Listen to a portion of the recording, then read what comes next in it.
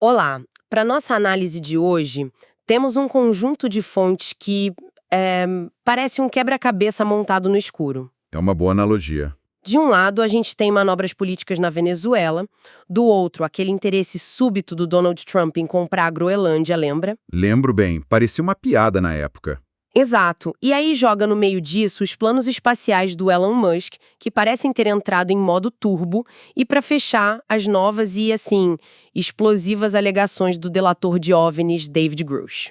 É isso. E a nossa missão aqui é colocar todas essas peças na mesa e tentar entender que figura, que padrão emerge disso tudo.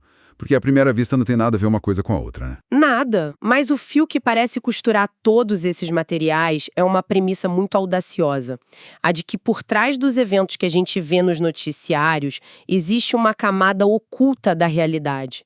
Uma camada envolvendo o que exatamente? Tecnologia que não deveria existir, inteligência não humana e programas secretos tão profundos que ditam os rumos da geopolítica global.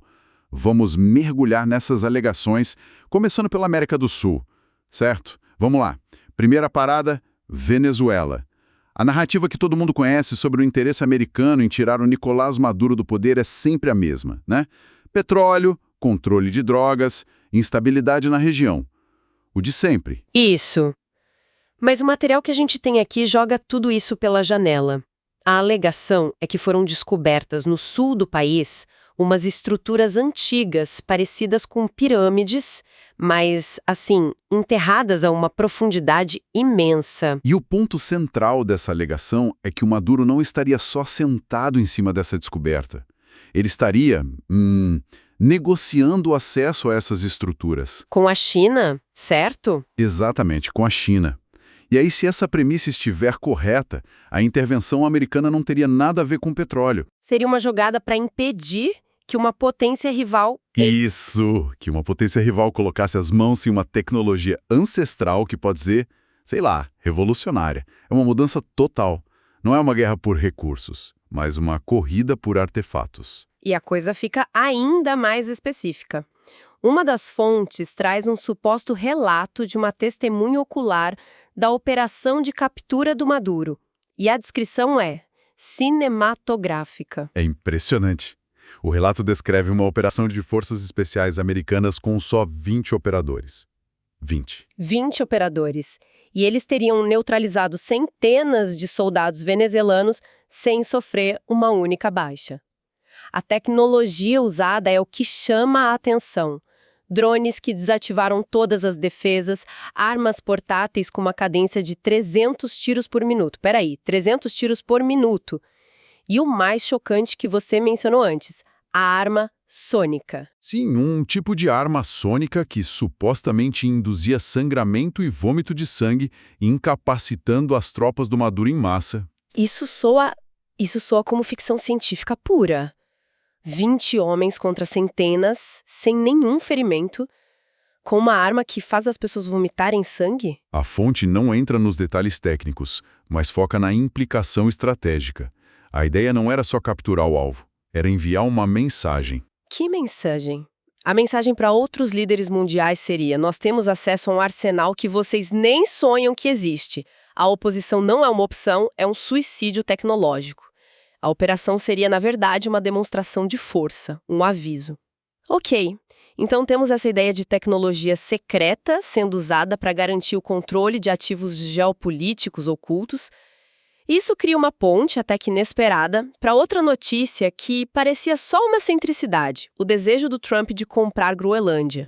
Exatamente. A justificativa pública era estratégica, né? Conter a Rússia e a China no Ártico, garantir minerais. A conversa de sempre. Isso.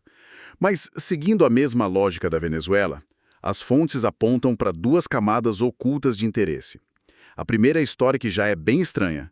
A suposta existência de antigas bases de submarinos e até programas de discos voadores nazistas sobre o gelo. Bases nazistas secretas. Ok, o enredo já está bem extremo. Mas você disse duas camadas. Sim, e é aqui que a coisa dá um salto quântico. A segunda razão, muito mais especulativa, é que a Groenlândia funcionaria como um tipo de... Ponto de encontro para quem? para encontros diplomáticos secretos entre facções humanas e uma suposta federação galáctica. Ok, agora demos um salto gigantesco. Geopolítica, tecnologia avançada e agora diplomacia intergaláctica. A fonte oferece alguma coisa para sustentar uma alegação tão extraordinária? Não oferece provas concretas. Apresenta isso como parte da inteligência que circula nesses círculos mais secretos. Mas a lógica interna do argumento é consistente. Se essas interações acontecem, controlar o território onde elas acontecem é de suprema importância. O objetivo seria o mesmo da Venezuela, então. Garantir o controle exclusivo. Exatamente.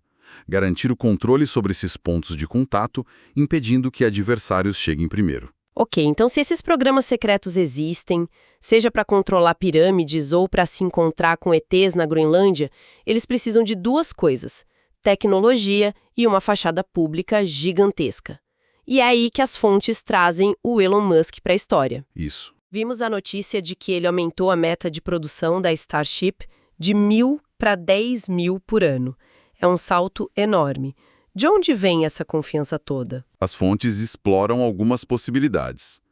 A mais pé no chão, claro, é a eficiência da reutilização dos foguetes, que está barateando o acesso ao espaço. Mas o material também levanta hipóteses bem mais exóticas. Tipo a entrada em operação de novos sistemas de propulsão ainda secretos, ou a liberação iminente da tecnologia de fusão nuclear, ou a mais dramática de todas, o fim de uma suposta quarentena planetária. Uma quarentena, como se a Terra estivesse de castigo e agora fomos liberados para sair. A ideia é essa, que a humanidade estivesse restrita ao nosso planeta por forças externas e que essa restrição estaria sendo suspensa. E isso nos leva a um dos conceitos mais interessantes de todo o material, a ideia de uma corrida espacial de 2 níveis. Aqui fica realmente interessante. O que seria esse sistema de 2 níveis? É a ideia de que o que a gente vê publicamente, a SpaceX, a NASA, os acordos de Artemis, isso seria o nível 1.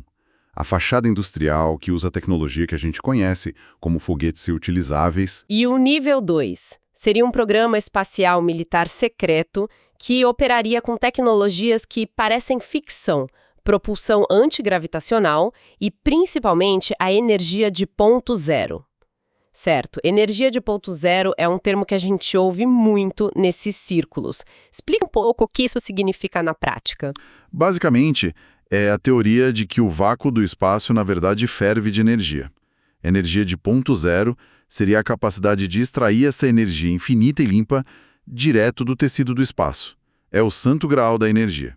E por que isso seria mantido em segredo? Só para proteger a indústria do petróleo? Segundo um delator citado nas fontes, não é só por isso.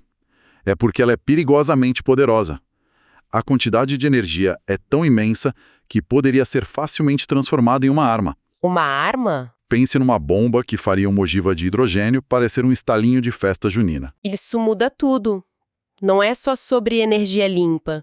É sobre um poder de destruição que a gente nem imagina. Exatamente. Por isso, a estratégia seria um lançamento controlado. Libera-se primeiro a fusão nuclear, que já é um avanço gigantesco, mas é mais controlável. Enquanto isso, a energia de ponto zero continua trancada a 7 chaves nos programas secretos. E essa tecnologia não seria algo novo, recém-descoberto. As fontes trazem uma história antiga de um ilustrador de patentes, Mark McCandish, sobre o que um amigo engenheiro teria visto. Sim, uma história de 1988. O amigo dele, Brad Sorensen, teria sido levado a uma apresentação no hangar da Lockheed Martin e visto com os próprios olhos 3 naves em formato de disco flutuando, silenciosamente. Eram naves de engenharia reversa, isso. E o propósito delas era assustador. Sistemas de entrega instantânea de carga nuclear. O que é fascinante nessa história é que ela bate de frente com uma narrativa muito comum no mundo da ufologia, né? Totalmente. A narrativa comum é que sim, nós capturamos naves, mas Todas as tentativas de fazer engenharia reversa falharam, que a tecnologia é complexa demais para a gente. E essa história sugere o contrário. Sugere que a engenharia reversa bem-sucedida aconteceu décadas atrás e que, já nos anos 80, essas naves operacionais estavam sendo oferecidas como produtos para clientes como a Força Aérea ou a CIA. O que levanta a pergunta óbvia: quem estava no controle disso tudo? Se essa tecnologia já existia desde os anos 80, não estamos falando de um projeto qualquer. E é aí que as alegações recentes do David Grush se tornam tão explosivas. Grush está subindo a escada. Ele não fala mais de gerentes de nível médio. Ele aponta para o topo da pirâmide da inteligência americana. A alegação dele é que James Clapper, o ex-diretor de inteligência nacional, O chefe de todas as agências de inteligência, exato, ele não apenas sabia dos programas de resgate de OVNIs, mas que ele gerenciava ativamente o portfólio. gerenciava. Isso é muito mais sério do que só ter conhecimento. É uma escalada monumental. Grush está dizendo que o Clapper, que recentemente apareceu num documentário minimizando o assunto, estava, na verdade, posicionando pessoas de confiança em cargos-chave para controlar o sigilo. É um desafio direto. Ele está basicamente dizendo: perguntem a ele sabe de tudo. E quando parece que não pode ficar mais sério, Grush joga um nome na mesa que muda o jogo. Dick Cheney. Sim. Ele nomeia o ex-vice-presidente Dick Cheney como o chefão da máfia do antigo programa de OVNIs, a figura central que controlou tudo até deixar o cargo em 2009. E isso se conecta com outras histórias mais antigas, não é? É o que torna isso tão poderoso. Essa alegação do Grush, que é uma fonte com credibilidade oficial, serve como uma corroboração espetacular para relatos muito mais antigos, como o daquele suposto Black Seal da Marinha, Derek Hennessy. O que ele dizia? Décadas atrás, ele alegou que Cheney comandava um programa de assassinatos para silenciar qualquer um que ameaçasse expor o segredo. E mais, ele disse ter visto pessoalmente o Cheney em 1991 na instalação S4, perto da Área 51, inspecionando naves capturadas. Uma história que, na época, era só um relato de fórum de internet. Exato. E agora você tem o delator mais importante da história moderna apontando para a mesma pessoa. De repente, essas histórias antigas ganham um novo e perturbador peso. É impressionante pensar nisso. O que significa para nós, então? Para a humanidade? As fontes abordam isso por dois ângulos bem diferentes. Um é profundamente pessoal, espiritual, e o outro é tecnológico existencial. O primeiro envolve um conceito que as fontes chamam de emissários galácticos. Emissários galácticos. O que seria isso? A descrição é de pessoas, muitas vezes mulheres, que passam por experiências traumáticas, às vezes abduções, e, através desse processo, despertam para uma nova percepção de si mesmas, a de que elas são sementes estelares. Sementes estelares. Almas que teriam se voluntariado para encarnar na Terra neste momento específico para atuar como uma ponte, fornecendo inteligência e feedback sobre a condição humana para essas organizações galácticas. O trauma seria o catalisador. É um elemento muito humano no meio de toda essa geopolítica fria. Totalmente. E no extremo oposto temos o Elon Musk de novo, com aquela previsão de que 2026 será o ano da singularidade, quando a IA vai superar a inteligência humana. Uma visão bem sombria, né? Mas uma das fontes contesta fortemente esse determinismo.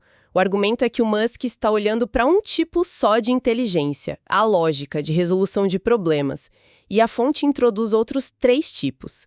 Quais seriam? A inteligência emocional, empatia, compaixão, a inteligência psíquica, telepatia, intuição, o que hoje a gente chama de paranormal, e a mais importante, a inteligência da fonte, ou espiritual, a conexão com uma consciência universal. E o argumento é que a IA nunca vai chegar nisso. O argumento é mais sutil. A ideia é que, à medida que a IA assume todas as tarefas lógicas, ela vai, na verdade, libertar a humanidade. Livres do fardo do trabalho lógico, nossa evolução como espécie passaria a se concentrar no desenvolvimento dessas outras formas de inteligência. A era da IA não seria o nosso fim. Mas o início de uma nova fase da evolução da consciência humana. Exatamente. Então, em pouco tempo fomos de pirâmides na Venezuela a reuniões na Groenlândia, passamos por uma corrida espacial de 2 níveis, apontamos nomes no topo do poder e terminamos discutindo o futuro da consciência? O fio comum é essa lacuna gigantesca entre a narrativa pública e essa suposta realidade oculta. Os eventos que a gente vê seriam só as sombras da parede da caverna. Para $1,5 trilhão. Exato. E a justificativa que as fontes oferecem para esse aumento absurdo é fascinante. A alegação é que uma facção dentro do governo, os White Hats, teria conseguido cortar as fontes de financiamento ilícitas desses programas. Financiamento que viria de onde? De operações clandestinas, tráfico de drogas, tráfico humano, supostamente administradas por esse Estado profundo. Então, se o dinheiro sujo secou, eles precisam de dinheiro limpo, oficial. Precisamente. Esse novo gigantesco aumento no orçamento oficial de defesa seria a forma de legitimar e continuar financiando, agora de forma transparente, pelo menos nos livros, os programas espaciais secretos às bases subterrâneas, toda essa infraestrutura depurada. O que nos deixa com uma questão final, né? Sim. Se programas secretos dessa magnitude realmente existem, como uma sociedade faz a transição deles das sombras para a luz sem causar um colapso social completo, um pânico em massa? Seria um aumento orçamentário gigantesco, justificado de outras formas, o primeiro e desajeitado passo nesse longo e complicado processo de revelação?